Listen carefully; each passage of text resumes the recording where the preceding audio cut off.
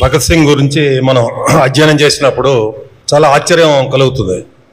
అంత చిన్న వయసులో సైద్ధాంతికంగా రాజకీయంగా ఎంత స్పష్టతకి ఆయన వచ్చాడు.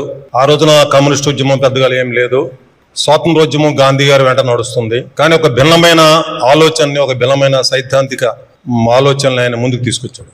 ఆ రోజున మన దేశానికి కమ్యూనిస్ట్ సాహిత్యం కూడా వచ్చేదానికి అవకాశం కూడా లేదు. ఆ రకంగా ఆ రోజున లెనిన్ సాహిత్యాన్ని, మార్క్సాన్ని అధ్యయనం చేశాడంటే ఎంత దూరదృష్టి ఉందనేది.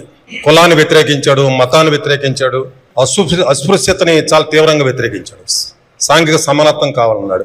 ఎన్నిటికీ మార్గం గాంధీ సూచించినట్టు కానీ ఇతర స్వాతంత్రోద్యమ నాయకులు సూచించినట్టు కాకుండా భారతదేశానికి శ్రామిక వర్గ రాజ్యం రావాలి అని చెప్పాడు. అయితే తన విధానం ఏదైతే పార్లమెంట్లో బాంబు వేశాడో అది నా విధానం కాదు, ఈ పాలకులు కళ్ళు తెరిపించేదానికోసం, వాళ్ళ చెవులకు వినిపించేదానికోసం ఈ పని చేశాను, ఇదైతే నేను మార్గం అనుకోవట్లేదని చెప్పి భారతదేశం గురించి, భారతదేశ యొక్క ఈ బానిస విముక్తి నుంచి స్వాతంత్రోద్యమం దాని దారి ఎలా ఉండాలి ఇవన్నీ కూడా ఆలోచన చేశాడు. అంటే ఒక అచంచలమైన సిద్ధాంతం పట్ల, భారతీయుల పట్ల, భారతదేశంలో ఉండి సామ్రాజ్యవాద వ్యతిరేక పోరాటం పట్ల ఆయనకున్న నిబద్ధతను చూసినా మనం అంత చిన్న వయసులో చాలా ఆశ్చర్యం కలుగుతుంది.